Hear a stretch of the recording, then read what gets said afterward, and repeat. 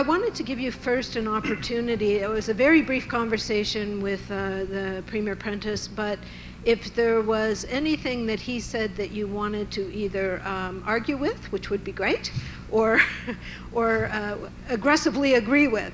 So was there anything in the information that we covered there on energy before we go on to your particular sectors? No, I'll start with you. Yeah, I was in violent disagreement with him. Okay.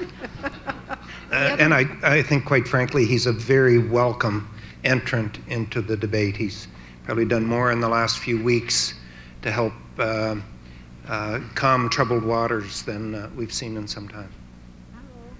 No, I wouldn't disagree with Jim Prentice.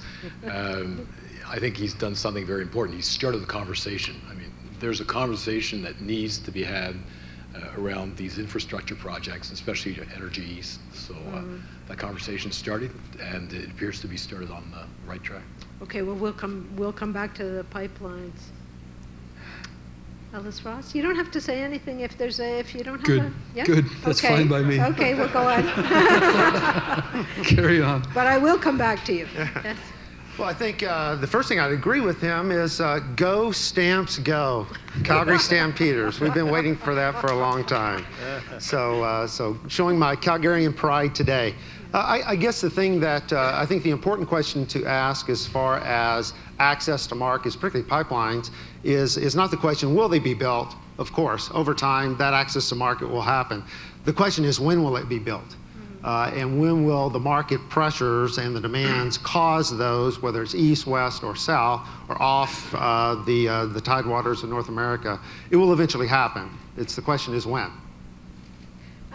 He's very confident, and you seem very confident about that, but I can think of 3 words, Mackenzie Valley Pipeline, that everyone thought that would be built, that it would make a lot of sense. It's proposed in the late 1970s. So, I mean, why are you so optimistic that that's going to happen? Well, if you look at the, all the analysts says that we need energy, and that energy requirement is growing over the next 2 decades. Energy is going to increase somewhere around 30% by 2035. Natural gas is going to increase. We know that through all the analysis that coal, natural gas, crude is going to be the large part of that energy demand over the next 30, 40 years. And so its time is there. The question is when. So Mackenzie Pipeline, its time is not yet, but someday it will. Okay. Well, seeing as we are talking pipelines, Mr. McKenna, I know that you've been a big proponent, maybe the first person to even propose the Energy East or something like that. So what do you think is holding it up right now, or is it being held up?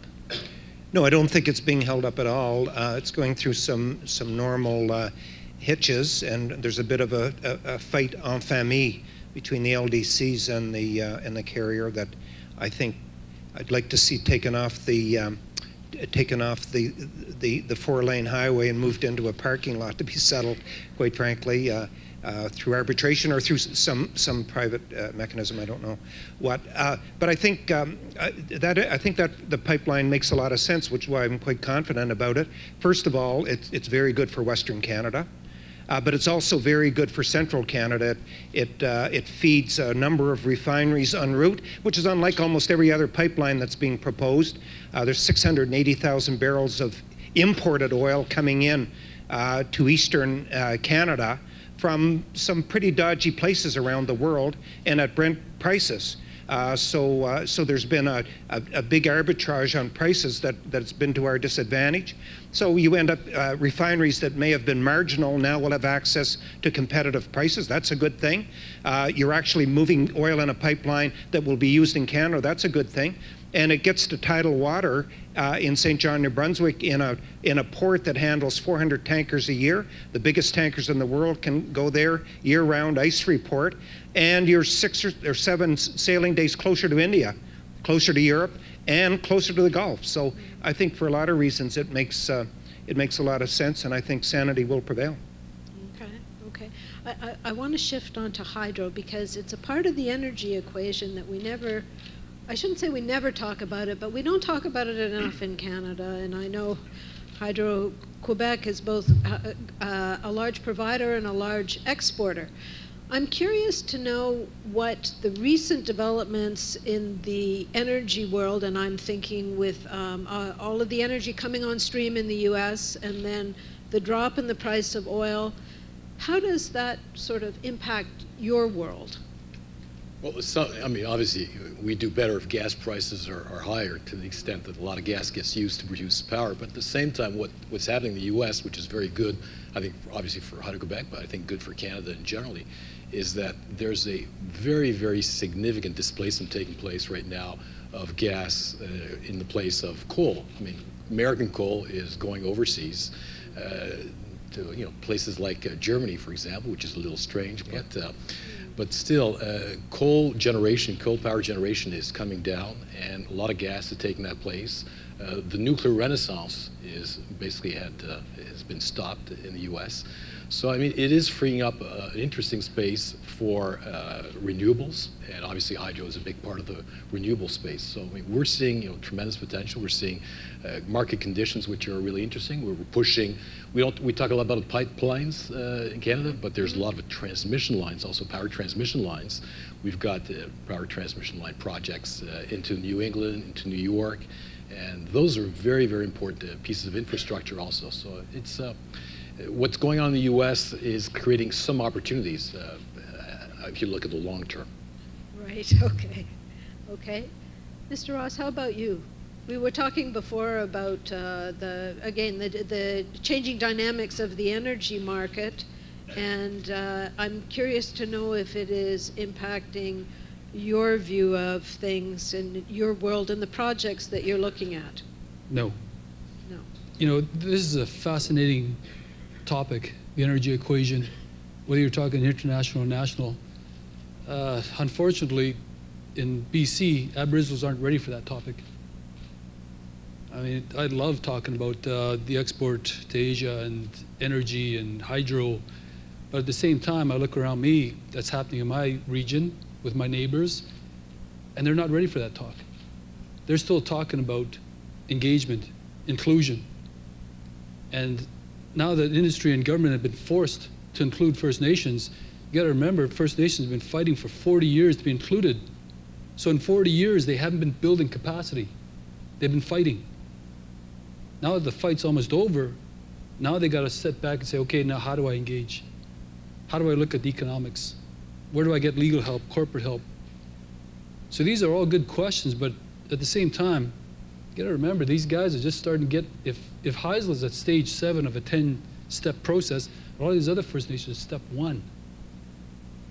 And I think that's probably the elephant in the room here when we're talking about energy exports. Fundamentally, you've got to solve the Aboriginal question. I don't know what it's like back east.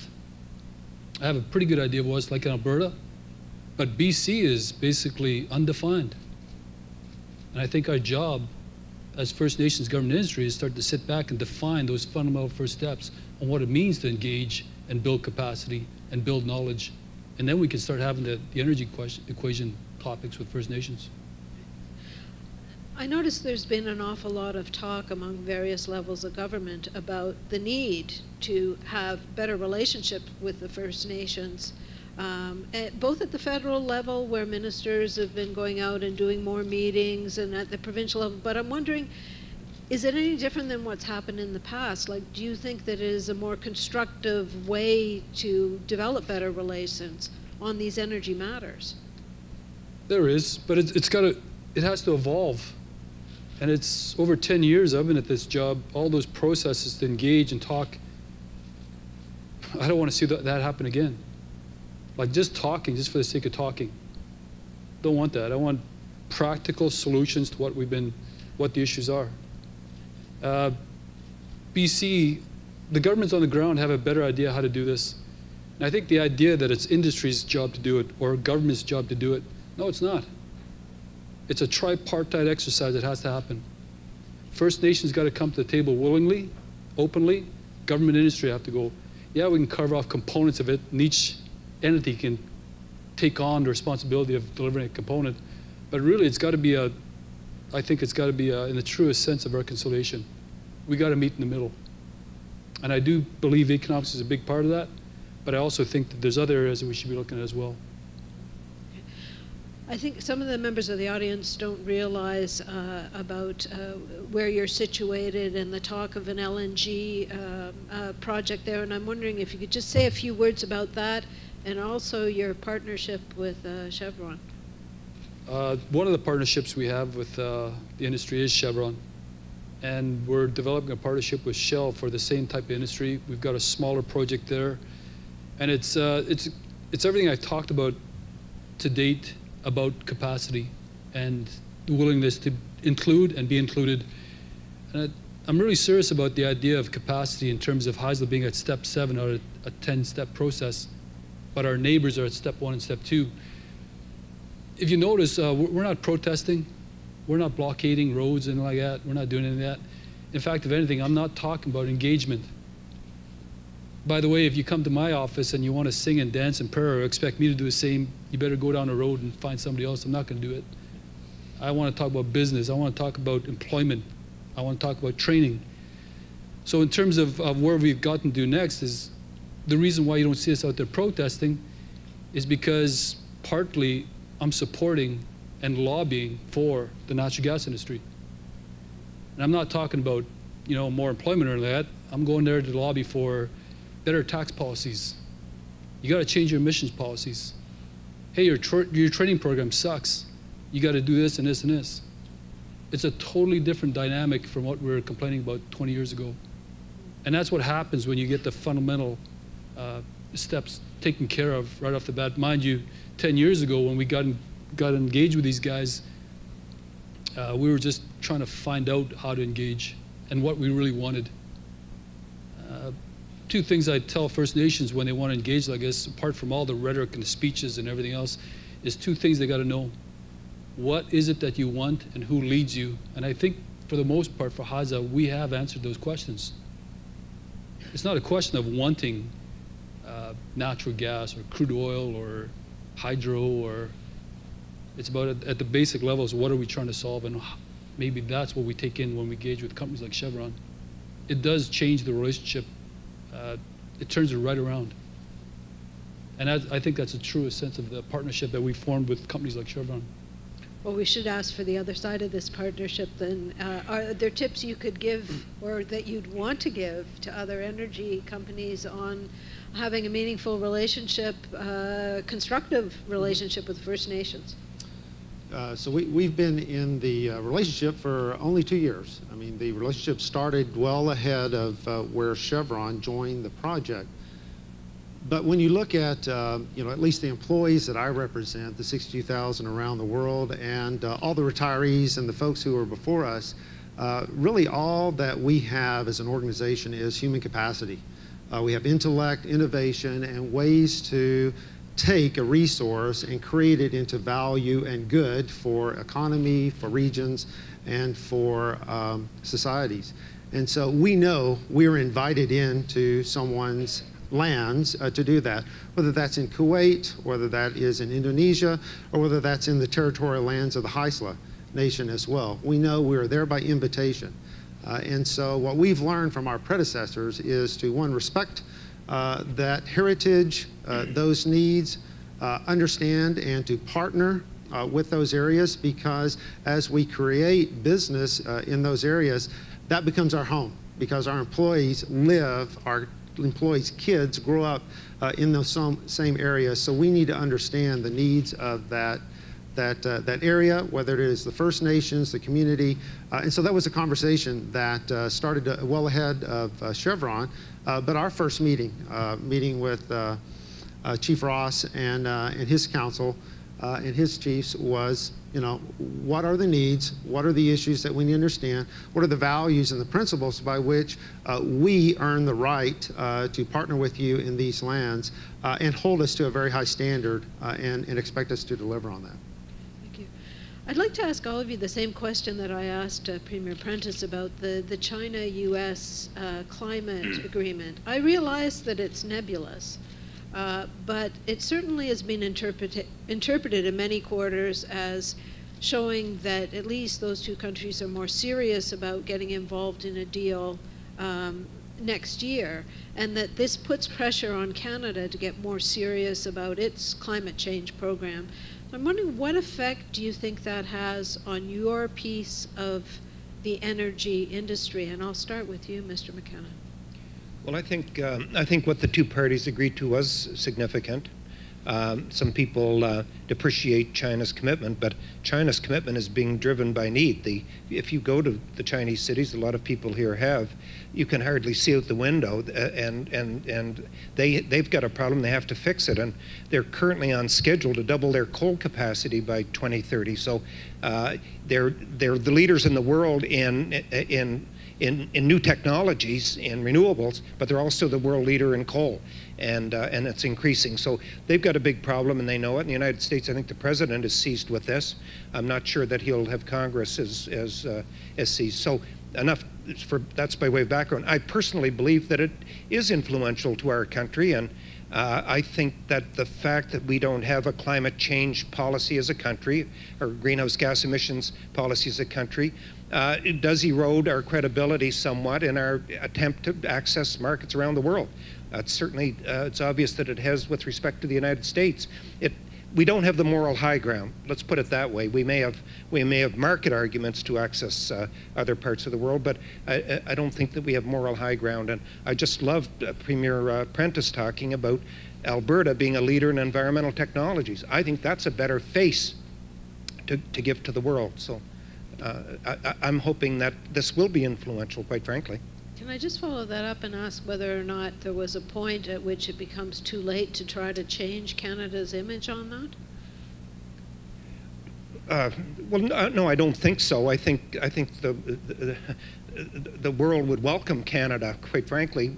I think the world is quite surprised that we're an outlier now, and they would welcome us. So I would like us to deal with that, because quite frankly, I think the quicker that we deal with this enormous vaporization of Canadian wealth, the better. The Premier alluded to the numbers, but over 20 years, we will destroy wealth to the tune of something like $1.3 trillion of GDP, $275 billion in the hands of government. This is not, and that's what's so frustrating for me, this is not an issue for carriers and for producers, pumpers, and everybody else. This is an issue for every Canadian who values our nurses and our doctors and our high quality of health care and income support and income distribution. All of that money is available to us for these very good societal things. But right now, we're shipping it by tanker car south to the United States of America. They are the ones that are taking advantage of our inability to access world markets. And it's not just money that lies around waiting for somebody to grab it. It is now 98% of all of our production goes to the United States of America. So they are the winners, we are the losers. And if Canadians, I think, as individuals were seized with that knowledge, they'd say, this is a stupid idea. Why don't we do something about it? Okay.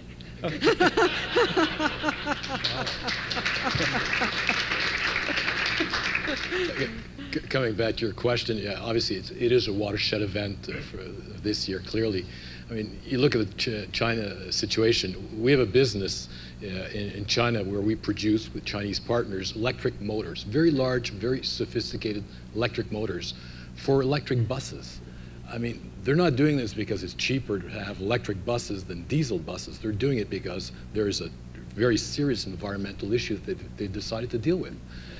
So, I mean, clearly they're moving. The U.S. is moving. In the power business, EPA is moving. The Environmental Protection Agency is moving very diligently towards regulation, which is going to change the landscape of power generation in the U.S. And I think coming back to Canada, I mean, this conversation around Energy East, I can tell you, in Quebec would be a lot easier if there was a framework in Canada around greenhouse gas, climate change. If there was a story around greenhouse gas and how we're going to get our act together and we're going to join the Party of Nations around this, and how pipelines and other infrastructures fit into this story, that would be a lot easier to move this forward in Quebec at least. Mr. Ross, you mentioned emissions before, but I'm wondering, in the conversations between the energy industry and First Nations, how big a part is the fact that we don't have, that Canada doesn't have a particularly good climate change policy, and how big a part are other things like territorial inclusion and things like that? Like, if Canada did have a better climate change policy, would that ease the way with discussions with First Nations, do you think? I doubt it. No. Not unless the First Nation in question had interest to study the emissions policy regionally or nationally, Right. which I don't see. No. It's really hard. You know, the idea that First Nations get included just like that is a mistake. I mean, really, Canada's a victim of its own mechanisms for the most part. You isolate, you segregate an entity like this for so long, you segregate them onto reserves, and then you're forced by the courts to include them. You know, that there's going to be a lot of mistrust there. So these First Nations have learned just to stick to their own issues, and that's it. Right. They're not looking at the bigger issues, whereas 10 years of doing this now, we're starting to look at emissions coming out of the region, provincially, nationally, but we're also starting to look at why we got to look at emissions globally. I mean, you look at an issue, say, with what Asia's going through, and when I went there, the first thing I came back to tell my people was that it doesn't matter what we decide to do as First Nations or BC or Canada with energy. It doesn't matter. China's going to get its energy. And everybody saw Fukushima. Everybody saw the idea that you couldn't see across this room because of the haze that's in Asia. Well, if we don't get them a cleaner energy source, it's going to get worse. You can't stop the demand. China is building cities with the idea of bringing in 200 million people per year to the urban settings. That is just incredible. So natural gas, yeah, Canada, if you can get natural gas over to Asia, you can make a dent in the energy needs of Asia. But if you don't make that effort, they're going to go after coal, oil, diesel, nuclear. And I think that's what Canada's got to wake up to, that the emissions issue is just not regionally or provincially or nationally. It's a worldwide problem. Anything you do now can only help. Right. Okay. Could I just go down the group here and see, in terms of doing a policy, do you favor regulations or a carbon tax? And I may know this, but you may have been on the record on this, but let me hear it anyhow. Ms. McKenna? Well, the challenge is doing anything in isolation, and I say that because we live right next door to the United States of America. They're our biggest friend, but biggest competitor as well. Ideally, we would introduce a climate change policy with the United States of America, and ultimately it has to involve carbon pricing in some way or other, so that the right incentives and disincentives are created. But you don't have any particular, you don't favor one over the other? Look, what I think is not very important, but I think the simplest mechanism by far is a carbon tax, which rewards you for reducing those things which we don't want, but that's revenue neutral, and that similar to BC, where the money flows right back to the public. And I think that's the simplest solution. Whether that's politically feasible is another question, and whether ultimately it gets the better results. But I think it's the simplest mechanism by far. Right, so. Right. You're so far down there that I'm not asking you enough questions. Yeah, but I'd like have to you hear got his answer too. Yes. So, well, I guess, much like we were talking about emissions, and, the atmosphere does not respect borders. It's a global atmosphere. And so you've got to really address it from a global perspective, which many of us were speaking about. Now, mechanically, that's quite difficult to manage that. And so when I asked the other question on free market, so how could we let free market judge and us as consumers of energy or resources make those choices? And, we've experimented in different places in the utility sector on different things. And so I can put a personal value to me on reduced carbon for a energy source. But there is a cost or a value to that. On the opposite side of that equation is we've got to let all energy sources play the game equally. So make sure that there aren't subsidies on other sides of that and let them compete. I think when we do that, we'll see that that innovation is really there. We will become more efficient in some of the new evolving alternate evolving energies, whether that's wind, solar, which currently aren't competitive with hydrocarbon sources, but it will drive that innovation for them to compete, as well as give that innovation with the hydrocarbon sector as well to reduce their emissions and be more efficient with their energy sources as well. Okay. Mr. Rondell? I think Frank has pretty much covered what I would have said. The carbon tax is obviously simpler, but unlikely to go that route. Certainly the U.S. is not going that route. Right. So I think we're going to track towards more of a sector-by-sector approach, which is fine. I mean, just do something. Right. Okay. Okay. I think now I'm going to open it up to the audience, because I suspect you have more pointed questions and broader questions than I have. So are there questions? This is a very wide-ranging panel here on energy. Do we have some questions from the room for any of our panelists?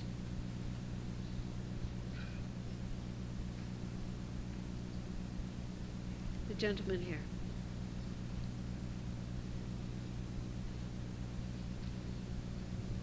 I'm sorry for asking too many questions, but no one else had their hand up.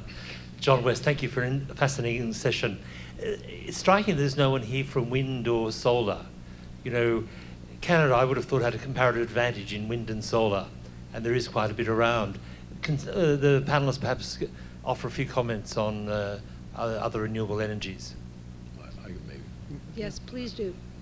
I don't think that Canada has a competitive advantage in solar. I mean, anyway, it's a question of latitude. And you know, we're blessed in Canada, certainly in Quebec and Manitoba and in the Maritimes, et cetera. We're blessed in BC. Obviously, we're blessed with good water, rainfall, snow, and that, you know, is very conducive to what is today still the largest and greatest renewable energy, which is hydro. Solar in Canada is it's going to be a very heavily subsidized thing. I mean, you know, solar in the U.S. is a niche play. You know, if you're in California and you're doing it under the radar, but what's happening is you're doing it under the radar and you're not paying for the full cost. You're getting essentially a free ride on the grid, so that, you know, the grid is there, and, you know, you're attaching solar panels to that grid, but you're still counting on that grid, but you're not paying for that grid. So there's an issue developing in the U.S. around solar. Wind, the resource, I mean, it's you know, certainly mid-continent, and, you know, Texas, Oklahoma has great resource. There are some regions in Canada that have it, but again, I wouldn't say that Canada has a huge advantage in terms of wind, the quality of the wind resource. You know, we have great hydro, and we can certainly build, as we have, you know, certainly in Quebec and elsewhere. We can add other renewables like wind and biomass to that. But, you know, if you look at our topography or geography, we still have, you know, it's very much a hydro-centric one. Thank you. And there's still quite a bit more that we can do in that area. I may add a little bit of context. While Chevron, it may be viewed as an oil and natural gas company, we're really an energy company, and we're one of the largest geothermal producers in the world with our geothermal business, as well as we're large investors in solar technology, with wind, as well as biofuels. We've been evaluating biofuels as well. Because the fact is, we need all energy sources. Our children and our grandchildren will need all of those energy sources, including efficiencies and substantial efficiencies in all of our energy sources as well. So we're big investors, but it's really going to have to be as far as efficiency and being cost competitive with all the sources of energy around the globe. Right. There was the gentleman at the back there. Yes?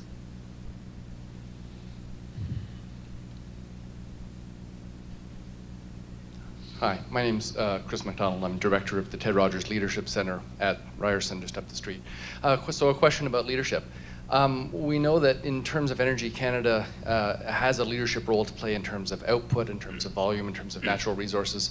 We also know that we're not leading in terms of the environment. We're not leading in terms of relationship with our First Nations. Where can Canadians look to when they want to think about the leadership role that we play in the energy sector globally? Is there something we can look to that's not just about the outputs, but about how it is we do it? Is there some aspect of this where we can play a leadership role? Who'd like to take that? I would challenge you, and with due respect for my colleague here from the West, and I'm not as familiar with the certainly situation out West, but I would challenge you in terms of leadership role around engagement with First Nations. And certainly, if you know a bit of the history of Hydro-Quebec, we had a very, very tough, and we had to learn from that process. And it really started about 15, 20 years ago by going back and really sitting down, taking a hell of a lot of time listening to the Cree, great Cree leadership, the Cree elders, the trappers, the tallyman, spending a lot of time. I can tell you, I spent a hell of a lot of time just sitting there and listening. Not talking, just listening. And from that, deriving an understanding of how we could get on a road together to do renewable energy, and hydro in our case. And it's been successful. I mean, we've just, we're in the process. We got, what, $17 billion under construction. We've completed some large hydro. The Cree are with it. The Cree are actually, going internationally, telling that story to the United Nations, et cetera. And we're together in doing that. So, I mean, there has been success, but it's success that came after a very, very difficult period and having to learn from that. In terms of environmental stewardship, I think Canada is still both, on the renewable side, but also in other areas, has some tremendous technology and can certainly show the way in terms of how we move power, how we move energy around in terms of technologies. So I think there's perhaps it's not a story we tell enough, that we share enough, but I think there's very interesting elements to the story in Canada around leadership and energy. Would you like to chime in there? Well, I'm only going to answer this question because I don't have to stand for re-election again in any forum, so I can probably say what I want within some limits. But I think that leadership on energy in Canada is a big question mark, if I can be blunt. Primary constitutional authority for interprovincial pipelines is federal. Primary constitutional authority for First Nations is federal. I would say a paramount constitutional authority on environmental issues is federal. Provinces have jurisdiction, but if you're looking for a national greenhouse gas emissions or climate policy, it's federal. And who is absent on all of those files? Federal government. And quite frankly, vacuums are filled. And right now we've got provincial premiers in Quebec and Ontario weighing in the absence of other leadership, and Jim Prentice is replacing some of that leadership with his work. And you see this all across the country. My point is that there was a time in the country, and I think it would be a good time to return to, when premiers, prime ministers, First Nations used to meet in Congress and work on problems. If a premier in Western Canada was having trouble with salmon, the fishing rules, we would have a First Ministers meeting and actually talk about that and try to figure out how we could all work together in solving that problem. Because at the end of the day, this is a country. It's not a collection of provinces. I was always proud to be Premier of the province of New Brunswick, but there wasn't a day go by when I wouldn't say New Brunswick, I'm a Canadian first. And at some stage, we cannot run this country if it's balkanized into a collection of provinces that want to set up tolls at every provincial border. And so if I had a prayer here, it's that we have more leadership at the national level with all of the communities across the country working together and talking together. Would you take that as far, oh, there you go. Would you take that as far as having all of those people come together and try to work out a national energy strategy? I like that. I think that concept is a good concept, the dialogue on a national energy strategy. At the very minimum, explaining to people what the stakes are here and trying to find out, can we, You've got a problem. Can we deal with your problem? How can we address your problem? Not to. Anyway, when people talk, a lot of things get fixed. If you don't talk, it's pretty hard to fix things. So, and by the way, a model of talking is Hydro-Quebec and the work that you did, I think, with the Cree Nation and others in finding social license in the big projects that you've undertaken, the biggest projects in the country. Okay. Hi, my name is Brahim Mahmoud. I am actually a journalist for L'Express. I was wondering about all the climate change aspect and other, issues. How do you see the ISDS investor-state deal issue regarding FIPA or CETA with the European Union? Well, as we are talking about environment, how do you see this issue? Thank you. Can I just ask for clarification there? Are you asking that specifically about energy or just about the trade deal itself? The trade deal itself, and as we are talking about environment, I will be very interesting to see how do you see this issue. Right. ISDS, sorry for my pronunciation, I have been here since 3 months only. Thank you. The investor dispute mechanism contained in it. Would anyone like to take that on? No. Come on. Chief, over to you, Chief.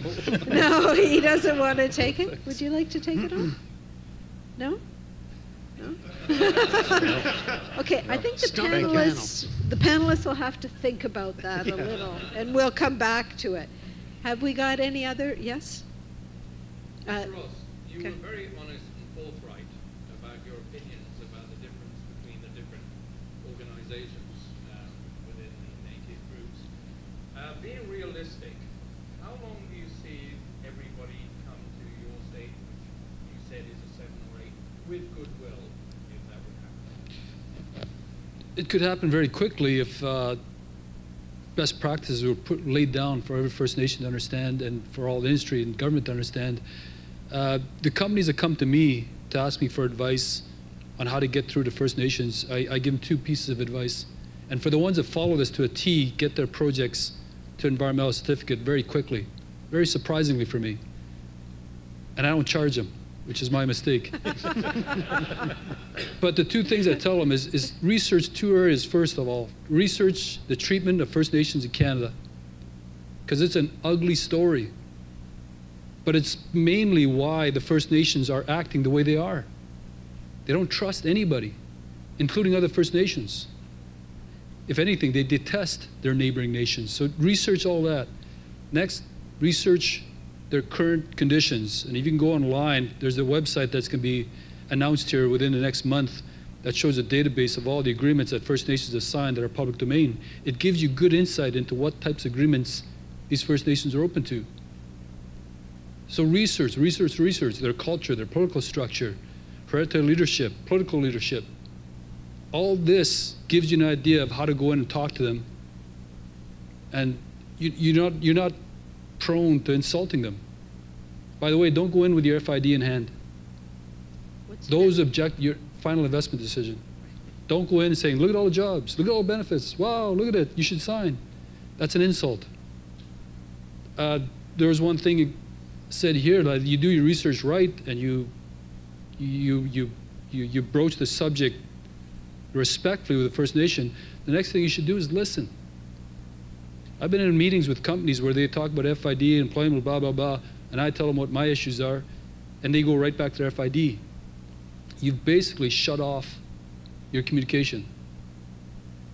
Now they'll go back to the government and play the governmental game, the referral game, the environmental assessment game.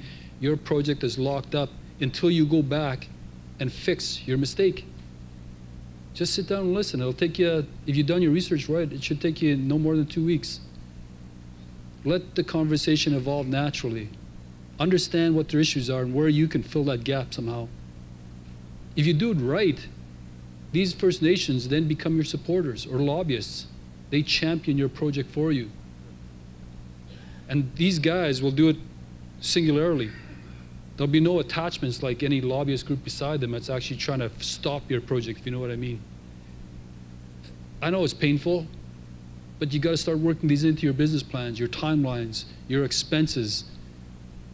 The only thing I'd wish on top of this is that the governments would actually make this as part of your project description so that you get some sort of a break in recognition of the work you're doing or the benefits that you're giving off to these First Nations, tax benefit, anything else. Those are two main areas that I advise everybody. If you get to that stage and the First Nation wants to talk more, there's some definitive next steps you can do to actually get their 100% commitment and involvement in your project.